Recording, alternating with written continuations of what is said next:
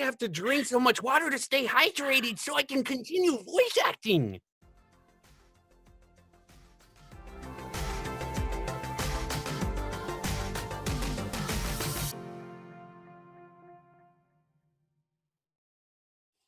Hello and welcome to another episode of Behind the Slate, where I sit down with fellow voice actors and other industry artists to have a fireside chat. I'm your host, Christian O'Boyle. If you'd like to know more about me, feel free to check out my website at christianoboyle.com. In this episode, I'll be talking with Sarah Brown, a British voice actress. She has provided voices for villains such as Genocide in Selflux and Queen Gillian in The Thrilling Adventures of Admiral Balderdash, as well as numerous AIs in Combined Arms, The Haven Chronicles, and upcoming titles. Sarah has a flair for portraying mentally unstable characters, most recently in the Project AMSO spin-off podcast. She is a champion in the voice acting community who strongly believes in supporting newcomers to this industry. How are you? I'm good. How about you? I'm doing pretty good. Got to sleep in. My mom was watching The Daughter, so gotta sleep in. I'm like, this is a good morning. And then my sister-in-law came over with her two boys. I'm like, and now Peace is shattered. and my piece is gone. I've had a really good day, just kind of pottering around doing tutorials and bits and pieces. Yeah, so yeah, it's been a good day. So you're unfortunately, but fortunately, currently unemployed because your contract is up. Yes, that is true. I'm just taking the opportunity to kind of get on with things. Yeah. Have you found it beneficial for voice acting because you don't have that? Definitely. It's given me more time to kind of really invest in some of the things that I wanted to look at. Mm-hmm. It's given me more opportunities to kind of say, I'm available. Mm-hmm. If you need something doing, I can do it right now. I've got the capacity, I've got the availability, I'm quite flexible. So that's been kind of useful in terms of just being able to respond to things with an immediacy. Because quite a lot of the times I don't find out about things until like 24 hours after they've gone because of time zones and just work being in the way. And it's just been quite nice to kind of go, yes, I'm around, I can do this, I can be there. But other than that, yeah, it's been interesting. It's only been a few days, but we'll see how it goes. A good few days. So because of all this availability and you're able to see all these casting calls and stuff, I've also seen you're more active in Discord on your co-owned server, VoicePoint. Yes, could certainly. you tell the listeners what VoicePoint is about?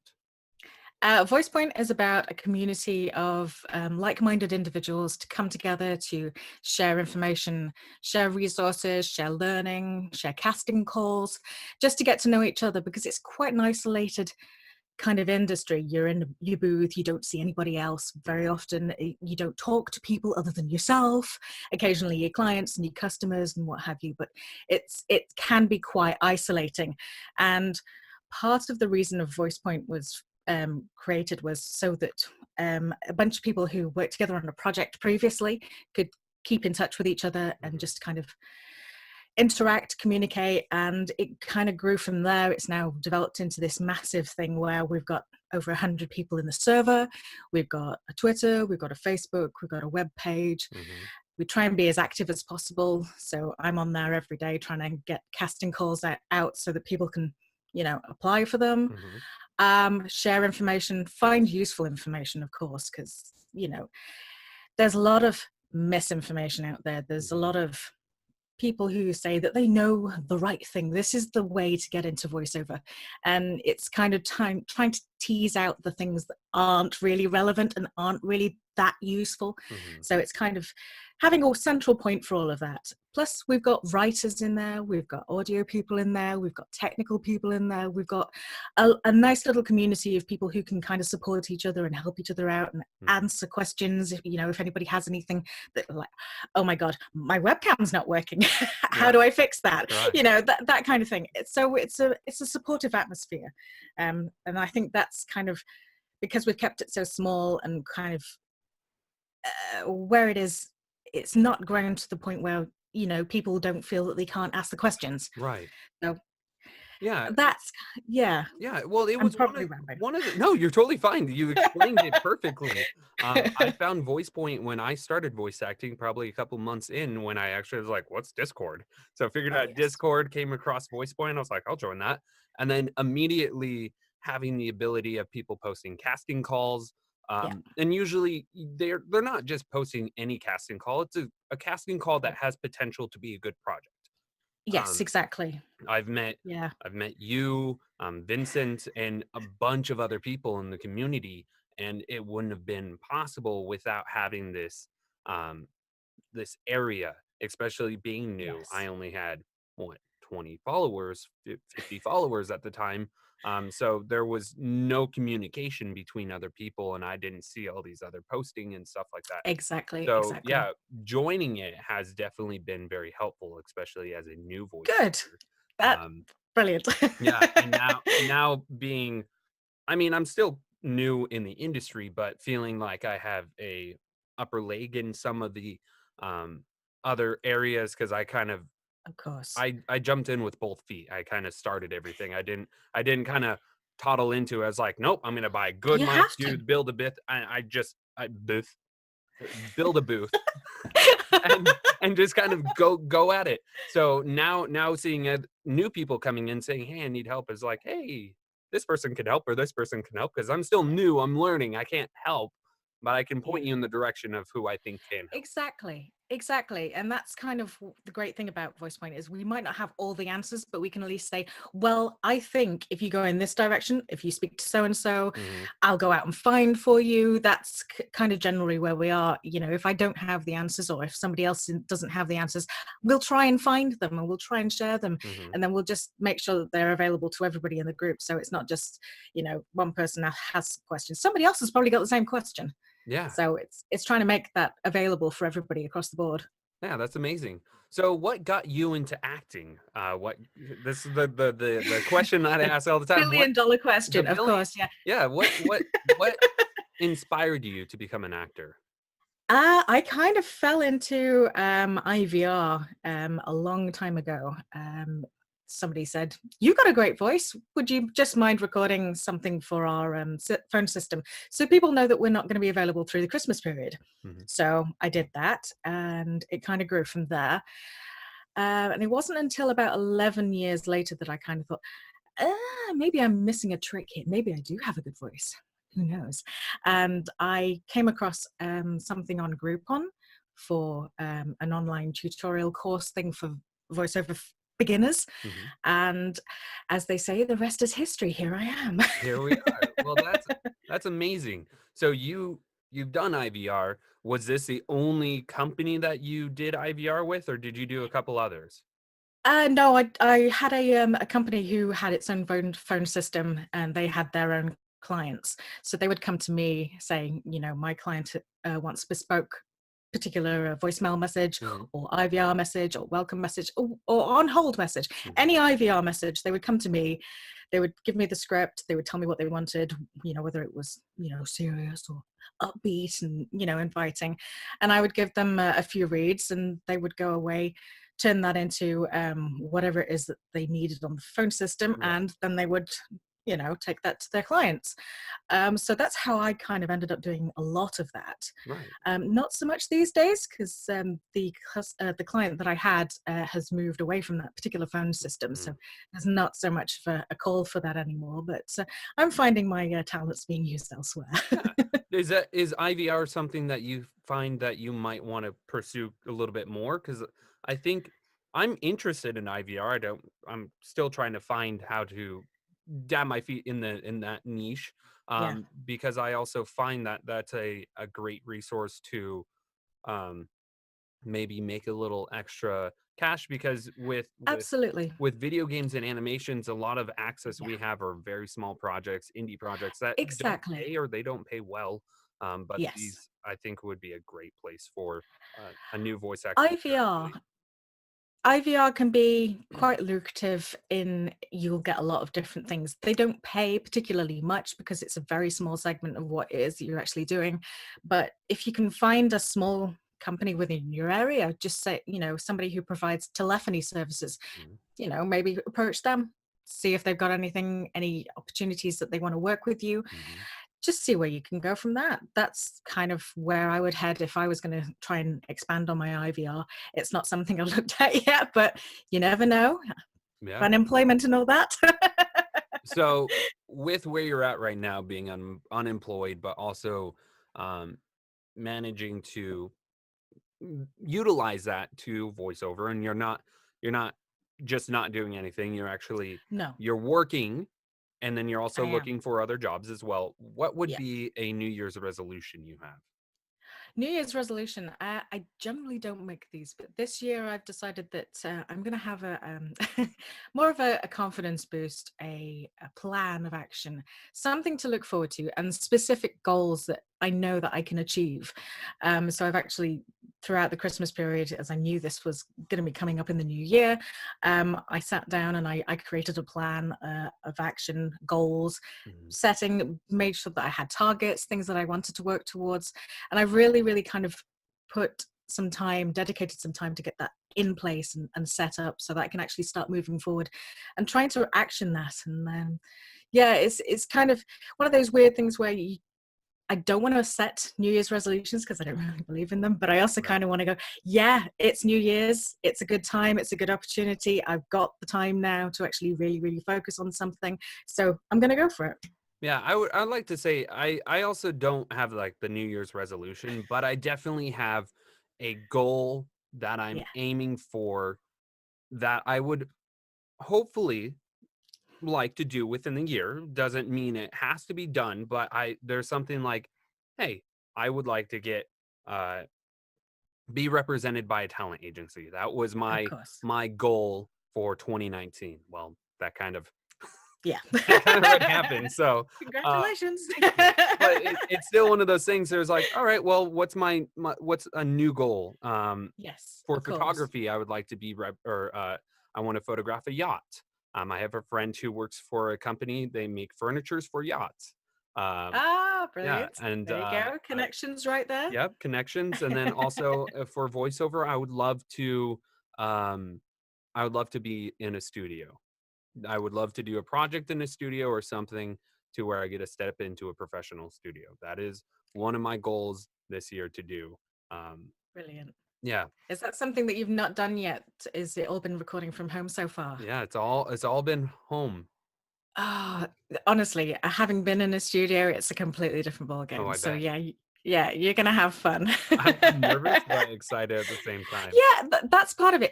If you're not nervous, you're not doing it right. All right, and there's a lot of that. It's like, am I doing the right thing? I guess I am. Fear, if you're not seriously afraid of what it is you're doing, you're not stepping out of your comfort zone, you're not Mhm. progressing, you're not moving forward. So yeah, fear is a good thing. Right. So, speaking on fear, what is something that you struggle with the most in voiceover? Oh, definitely a number of things. I would say promoting myself. Mhm. That's always the number one because you never know when you're being a bit of a, yeah, I just want to brag about what it is that I'm doing. But Right. do I come across as, a bit of a, yeah, yeah. Yeah, yeah.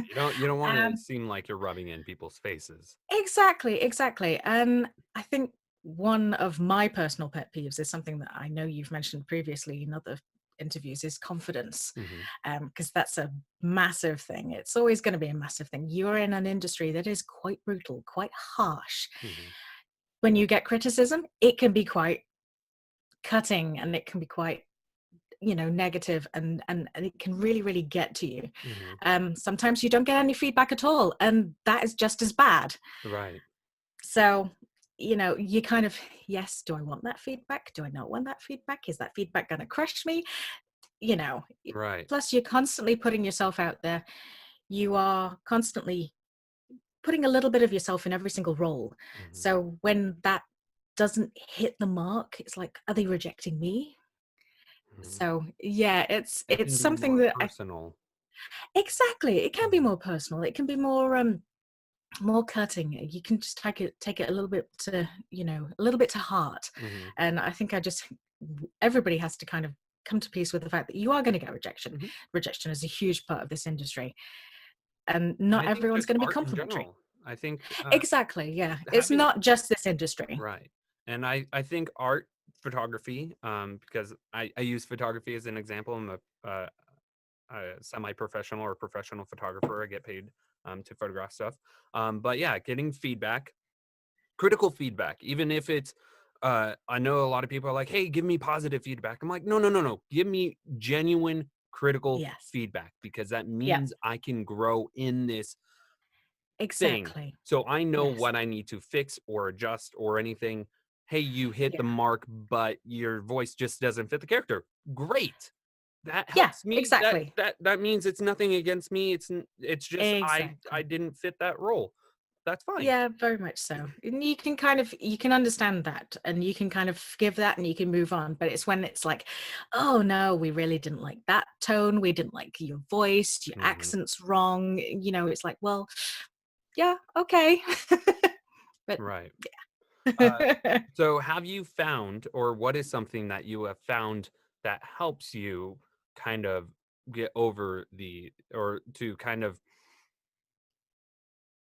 grow, or kind of get over the confidence and have the confidence that you need?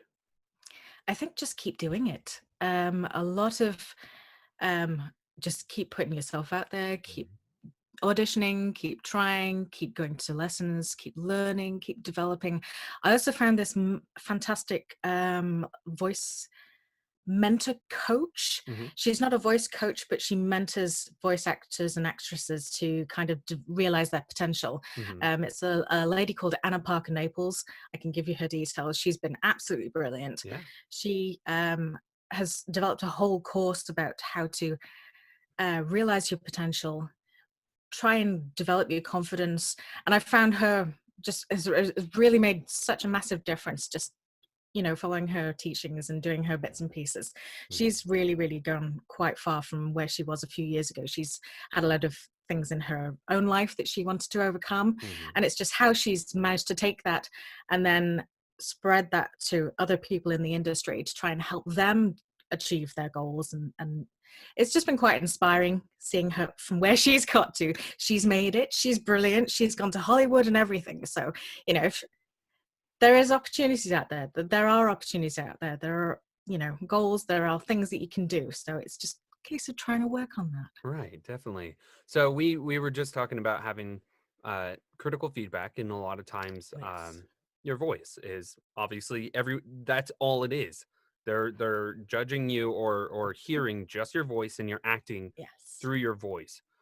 Where do you generally find is your niche in your voice? um I tend to come into like a very small bracket. Obviously I'm British. Hmm. So I can play the villain quite well. I tend to get that quite a lot. um a lot of robotic voices. People like to be bossed around by women that are British. I don't know why that is. I'm not going to complain. And I've kind of fallen recently into a few different roles that have been slightly unhinged. Younger characters or older characters that have kind of developed a youngish voice. Hmm. I know this doesn't really sound like that at the moment, but yeah, I've kind of they've been slightly broken and unhinged, and I kind of really enjoy those because they are just so much fun. You can really let loose and bring out the crazy and Right. have a bit of fun and just completely go wild. And they are some of the most interesting roles that you can possibly get. I still like doing the, press one for sales. You don't have to But act in that. You literally no, present yourself in that case. exactly. So yeah, there's been they've kind of been the things that I've found I've really fallen into in the last few years or so. Right. Um, that yeah, they're my trio, I would say. Well, that sounds amazing. I think a lot of newer voice actors have the struggle of knowing that there is a specific range that your voice specifically meets. Um, I keep on getting told that my voice is protagonist. Um, they always say, "Oh, you have this protagonist voice." I'm like, "Okay, whatever that means." Um, Yeah, but I'll take it. I'll take it. But that means a lot more people are also auditioning for the protagonist. So I'm at the same Yeah. time, I'm like, why couldn't it be like antagonist or something? Less Why? competition. Why? Why?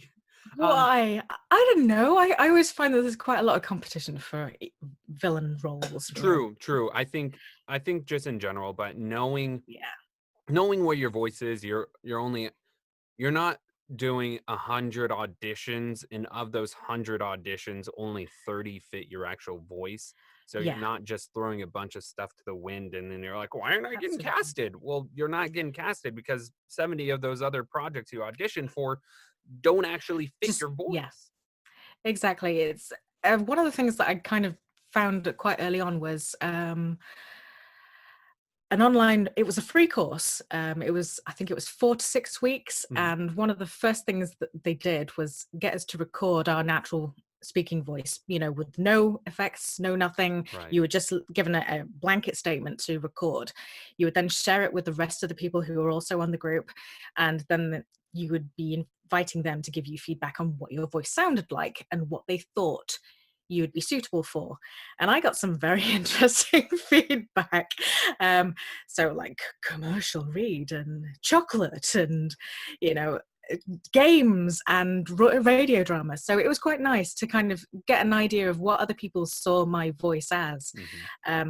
which sometimes, because you listen to yourself, you listen to your recordings and you just go, I'm not really sure what yeah, I don't know. So it's kind of nice having other people to give that critique and that feedback, and kind of give me an idea of where they saw my voice being. Right. And obviously we had to reciprocate as well. So it was quite nice to hear other people, give them ideas of where it was that I felt that they really their niche was and what their voice was more ideally suited to.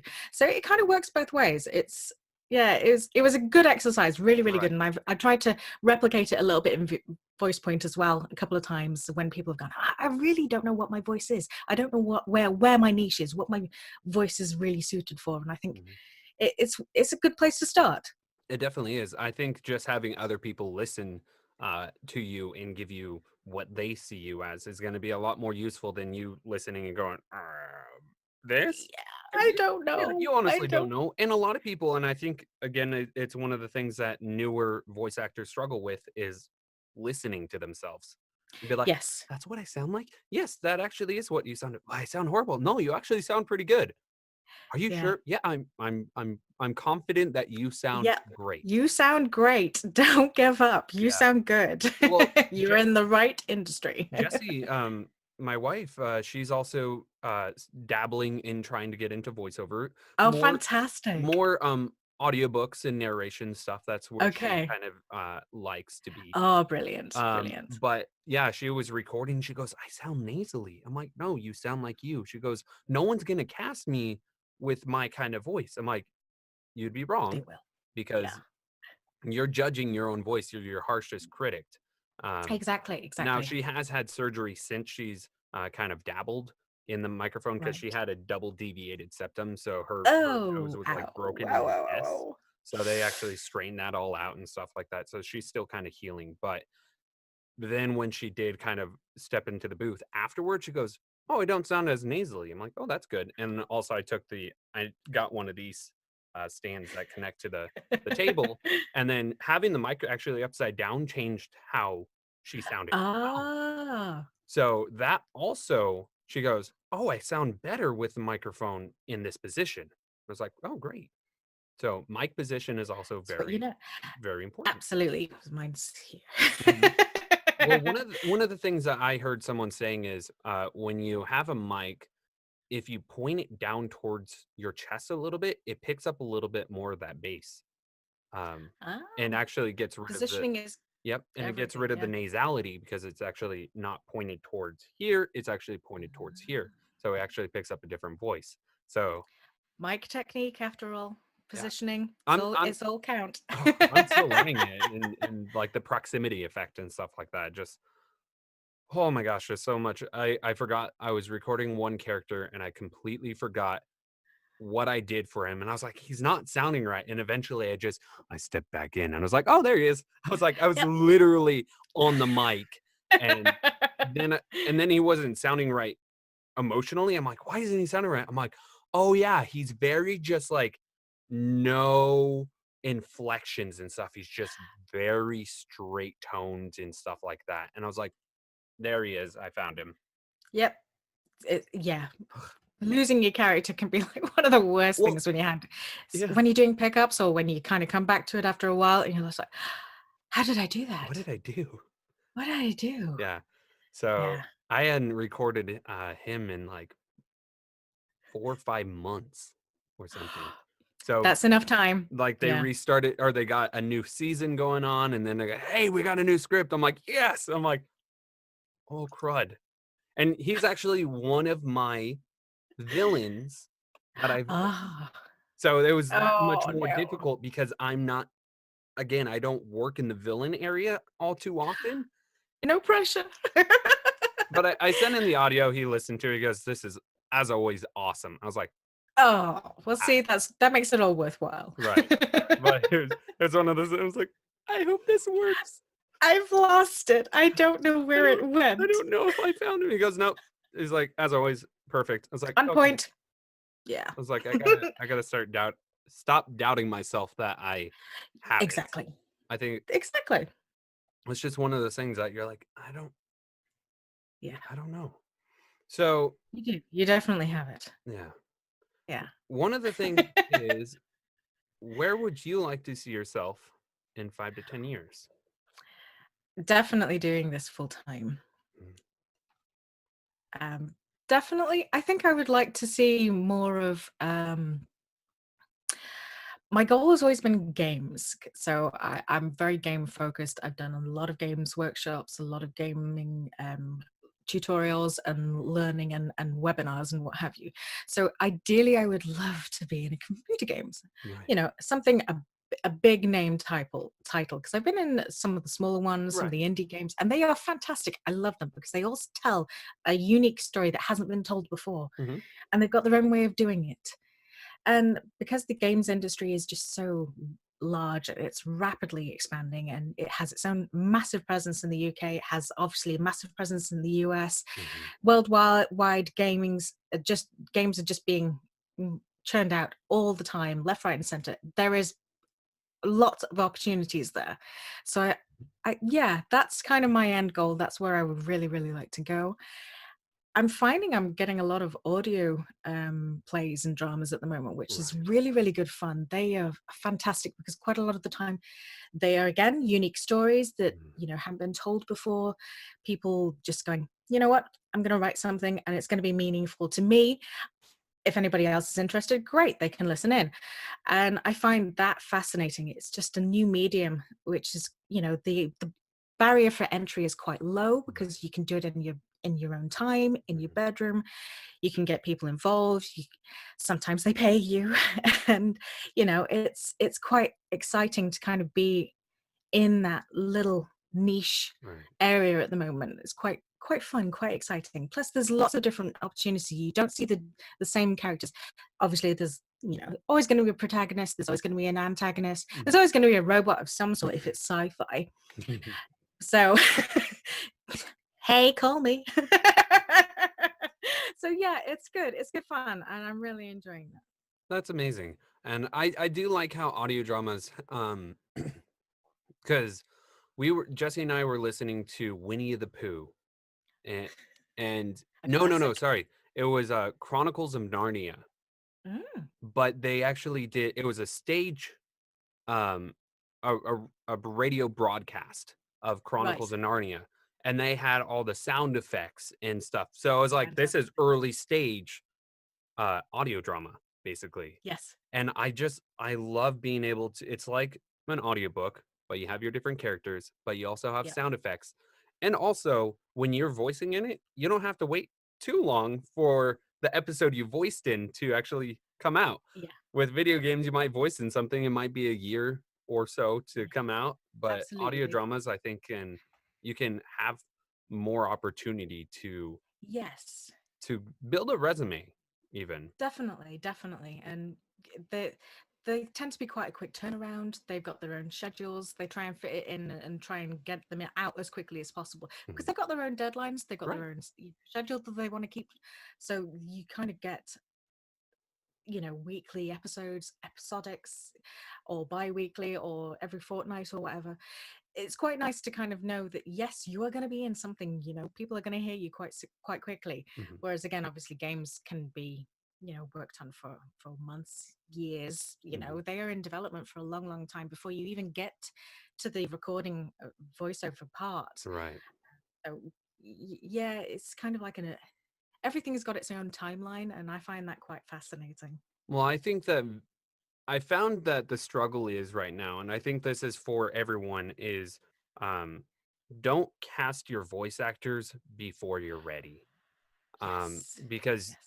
you're sitting on a project for months, they're either going to forget that they're even in your project. They're not Hmm. going to talk about your project because it's been months and Uh-huh. they're not doing Yep. anything. Um, or they're no longer interested or have the time and ability.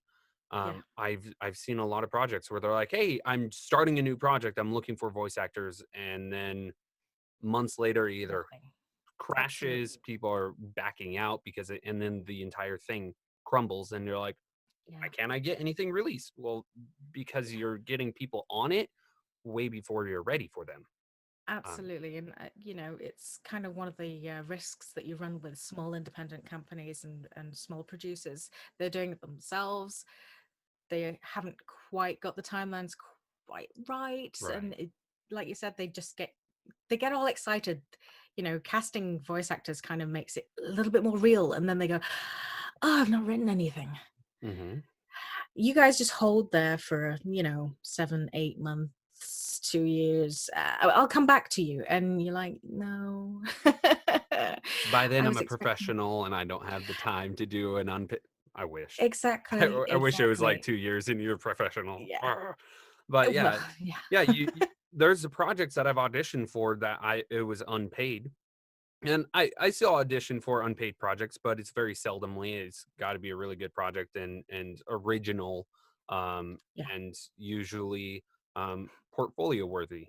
Um, Yes. but when I was starting out, I was auditioning for whatever I could. So all these projects where I'm like, I'm not going to put this on my resume. All these projects are like, hey, I'm ready for you to voice. Are you still in? I'm like, I told you I would do it. I'm not going to be one of those guys that back out, Yeah. but I'm not excited. I'm not pumped Yes. for it as I was. Yeah, it's a shame, really, because there's been quite a lot of things where I'm like, oh, fantastic, I finally got my first protagonist role, yay, and then nothing. Yeah, like, oh, Right. why? I wanted to be the good guy. I would just once, please. No. You're either Never AI mind. or a villain, Sarah, I know, or a crazy person. or a crazy person, a crazy No good acting person. involved. Yes, crazy good person, Maybe. Um, maybe. is there a project that you are excited about that's coming up that you're voicing in? Oh, yes. However, I can't tell you about it because I am under NDA. Well, that is exciting. Yes. NDAs are fun. Yeah, they are so much fun. You just want to scream from the rooftops and go, "Yes, I've got this role. It's so much fun. I'm really looking forward to it." But And you you can't. can't say a thing. So yeah. Well, So there is a watch this space. what about one that you can talk about? I'm really looking forward to Self-Lux Reluctant Heroes to come out. That has been an animation in the works. It's a small team. It's a husband and wife duo who have created this comic, and they're animating it. Oh, And yes, so they have been working on this for years and years and years. They have got a fantastic team of voice actors involved. They've got a composer involved who's been brilliant, really, really good. And it will be out at some point, but I just don't know when. right, Um, Everything's been recorded for it. It's all being done, so they're basing the recordings on. They're basing their animation on our recordings, so it's going to be good. It's going to be really good, right. but it's just because it's such a small team. I don't know when it's going to be released, but that's definitely on my to watch list when it comes out. That's exciting. I'm actually voicing in a original animation as well. Oh Um, wow! and this was months ago when I got casted, and I've been working on episodes at a time. but not a single episode has even been released, or even the trailer, because it's just her. She's writing it, Right. she's animating Oh it, my she's a God. college Wow. student and all this stuff, and I'm just like, Wow. oh, okay. That's amazing. It's one of those projects I'm really excited about, but one of those projects where you're like, I just want to see the trailer. Yeah. At least the trailer has come out for Cellflux, and you can Oh, find that okay. on YouTube. It's on the website and everything. It's I've shared it a few times on my social media. Mhm. So the trailer has come out, and I do feature in it, being the bad guy and all, one of the bad guys, not the big bad, but one of the bad guys. So I'm in it, which is quite exciting. So yeah, the trailer's out. You can find Cellflux if you just Google it. Okay. It's there. But yeah, I'm so excited. That sounds exciting. Where can people go to find more about you and more about your work? I have my website. I'll give you the details because I can't remember the handle off the top of my head, which is no good at all. My Twitter feed, it's at Synaes, Synaes. I've also got Instagram, which is Vas Synaes, VA Synaes. I also got Sarah Brown VO on Facebook. And yes, you can find me on, give you all my social media so you can put them at the bottom. So Sounds great. Where did Synaes come from? Where did that I was originate? wondering if you're going to ask me about Of this. course. I did a psychology degree, and one of the things that I studied was a syndrome called synesthesia, Hmm. which means the conjoining of senses. So, say you were listening to music, you could taste mint, Mhm. depending on what music Or you were see the listening to, colors. or see the colors, Mhm. or smell sounds. It's literal mishmash of different senses doing different things, Mhm. and I was fascinated by that. And then that became kind of my handle in my gaming, and that's kind of where my Twitter handle originally came from, because I was gaming at the time, Right. and I've just kind of run with it from there, which always makes people go, how do you say that? I've had sneeze, I've had sinase, I've had synapse, all sorts of guesses on Or how to sin. pronounce it. People Or just cut it. sin. They'll Just call me Sin, it's sin. fine. I don't mind at all. And so yeah, I can understand that confusion. It's Mhm. yeah. It's Yeah. a relic. One of the things that I found, and which was kind of cool, and I didn't know, on Twitter you can actually change your handle without changing your portfolio or your Can profile. you? Yeah. Ooh, that might be interesting. Not saying that you should or anything. It just that was one of the things that came up. Um I think a lot of people in general struggle with creating a brand, a name for Yes. themselves. And then you're like, hey, go ahead and check out my Twitter, which is at Christian O'Boyle, and then go ahead and check out this, which is Voice of Boyle, and then check out this, which is Yeah. Sparky2456, and then check out this, which is etc. And they're like, Yeah. how do I find you? So No consistency. No consistency. Yeah. yeah, you need Yeah. consistency across the board. So Synaes. Sines. I had it. Synaes. I had it in my Doesn't head matter. and I said Doesn't it matter. wrong. Doesn't matter. Everyone gets it wrong. Everyone gets it. You're like, but no, but you have that across the board. That is you Yeah. on Discord. That is you on Twitter, um, and on Instagram and stuff. That is. Yeah, probably should have picked a slightly easier handle, but hey. At least it's consistent. It is. It is. It is a brand. It is. But then people ask, where does it come from? And then you can Yeah, explain exactly. the. Yeah, I've yeah. I've It's actually good fun. I knew someone Did who you? had it. Yeah. She Fantastic. she saw What type?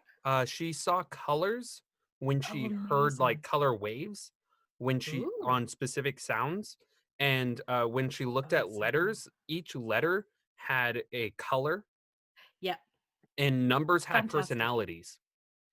Oh, really? hmm So when you did Oh. like 1 + 2 = 3, she goes, no, no, no, no, no, no. You can't, because 1 and 2 they don't work Oh, because their controversial. personalities clash. So she was bad. She That's wasn't great at math. She brilliant. was really good at reading because of all the different colors that she could see Yeah. and stuff. Oh, But wow. yeah, it was really weird. So like a I noise love came on it. and we're like, what does that sound like? Or what does that look like? And she goes, Yeah. it's actually a green wave that goes like, we're like, Oh, wow. it That's was, we amazing. spent hours talking to her. Yeah, I can imagine. That is just fascinating. And I've always found it quite fascinating. Yeah. So yeah, I could totally understand that. That's so cool. It was really amazing. It's just like, I didn't know there was such a thing. Yeah. Thank you for being on this podcast. It's been Thank you for having a me. lot of fun getting to Good. officially talk to you. I know. And like I said, you've been one of the first few people that I talked to when joining uh, this community. Yeah, I do try. I do try. It's like, got to meet and greet. You got to welcome people. Yeah, definitely.